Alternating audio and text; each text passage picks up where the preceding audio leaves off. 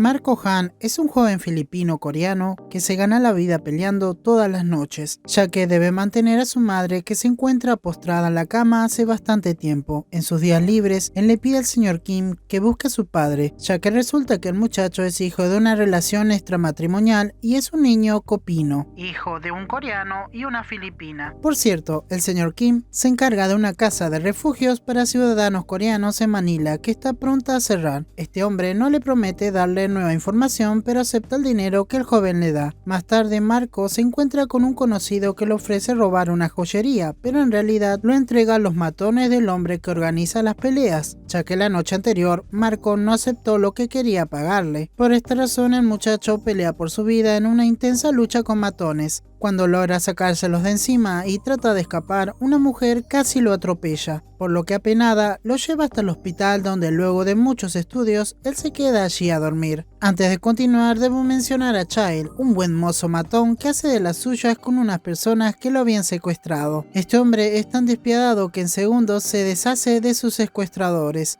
Al otro día Marco recibe dinero de la mujer que casi lo atropella, que por cierto se llama Yonshu, y al rato se encuentra con el señor Kim, que le tiene buenas noticias. Su padre no se olvidó de él, por lo que más tarde recibe al señor Kan en su casa. Este hombre es un representante del señor Han, quien le da una gran oferta: radicarse en Corea con su madre. Por cierto, Child, sin que nadie se percate, vigila todo lo que sucede, con la promesa de que su madre tendrá una persona que cuidará de ella hasta que logren trasladarla. El joven acepta. Mientras tanto, en Corea, el hijo mayor del señor Han debe afrontar acusaciones de negocios ilegales. Este hombre, que parece no llevarse con su padre, el cual está entubado en una cama, sabe de la próxima llegada de Marco y que su padre está esperando a su hijo filipino. Por la noche, en su viaje a Corea, Chai se acerca hasta el asiento de Marco. El joven matón no quiere lastimarlo, solo conversar con él sobre cómo debe comunicarse en Corea. Él le recomienda que utilice el inglés con un acento americano. Además, le advierte que los coreanos detestan a los híbridos y le remarca que es su único amigo. Marco no comprende nada de lo que le dice Child, solo atina a insultarlo. Antes de volver a su asiento, Child le menciona algo al oído, pero por el momento no sabemos qué exactamente le dijo. Cuando Marco llega al país, Yonshu lo vigila y conversa con una persona a quien le confirma que ataron cabos en Filipinas. Por cierto, ella estaba junto a una adolescente que más adelante sabremos quién es. Mientras tanto, Marco se dirige hacia la casa de su padre y su medio hermano decide eliminar a las personas que ocasionaron los rumores en su empresa. Al rato, Child decide entorpecer el viaje de Marco, el cual no parecía el mejor, ya que el chofer lo estaba tratando muy mal. El matón logra que el coche descarrile, eliminando al chofer. Al rato, el hermano de Marco se entera de lo que sucedió, pero no llega a tiempo para recoger a Marco, ya que Child persigue al muchacho hasta el cansancio, pero no le dice el por qué lo hace.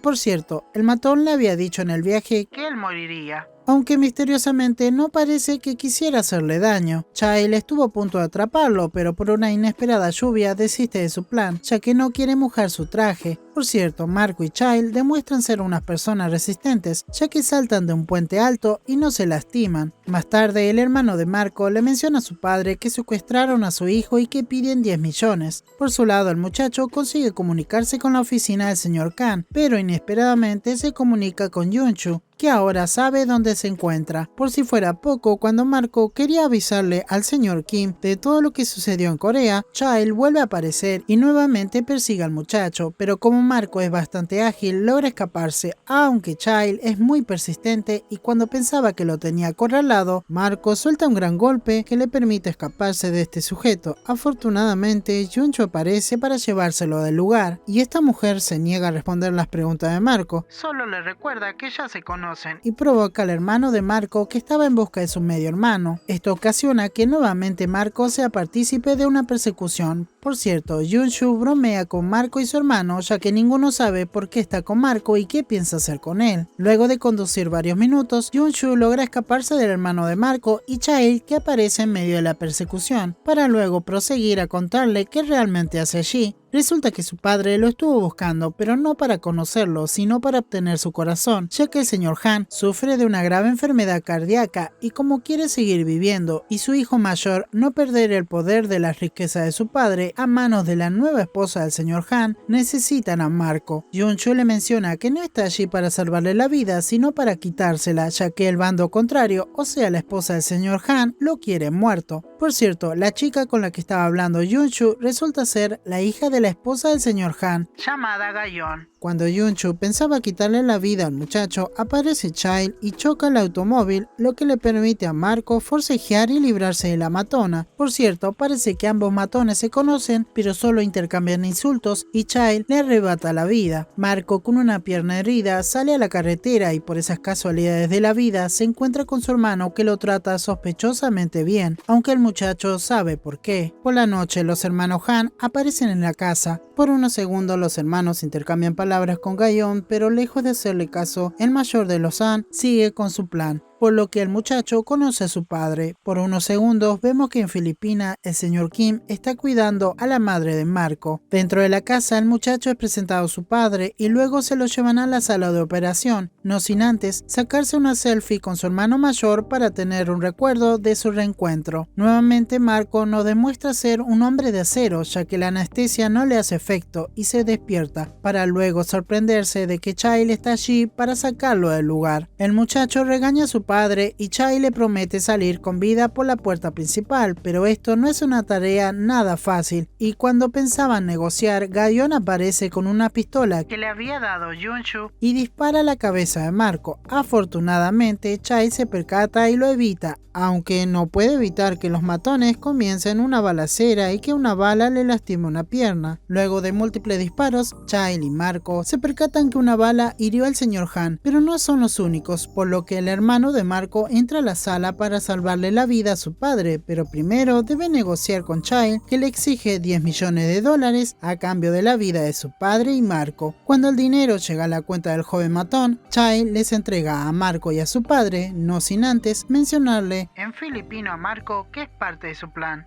El matón pensaba salir del lugar, pero como el hermano de Marco es vengativo, nuevamente debe enfrentarse él solo contra más de 10 personas. Esto no es nada difícil y en pocos minutos se deshace de todos. Hasta le quita la vida al hermano de Marco. Cansado, lastimado y con mucha sangre tapándole el rostro, Child le pide ayuda al muchacho para salir de la casa, aunque primero conversan con Gayon y ahora se viene la última revelación de esta historia. Resulta que Gayon quería matar al bastardo, pero el joven matón les confiesa que Marco no es el bastardo, sino él. Resulta que se enteró que su padre, o sea el señor Han, lo estaba buscando, pero como él sospechaba de sus intenciones, le pidió al señor Kim que le busque una persona que sea copino como él. Pero eso no es todo, ya que Child y Yunchu trabajaban para el mismo bando, pero ella lo traicionó porque la familia Han le pagó mejor. Por último, el joven matón le menciona que quería hacer una gran hazaña antes de morir, ya que tiene una enfermedad, pero no les dice qué exactamente sufre. Marco, enfurecido porque lo metieron en un problema que no le correspondía, quería desquitarse con Child, pero este hombre le menciona que tienen 10 millones para tratar a su madre y vivir bien.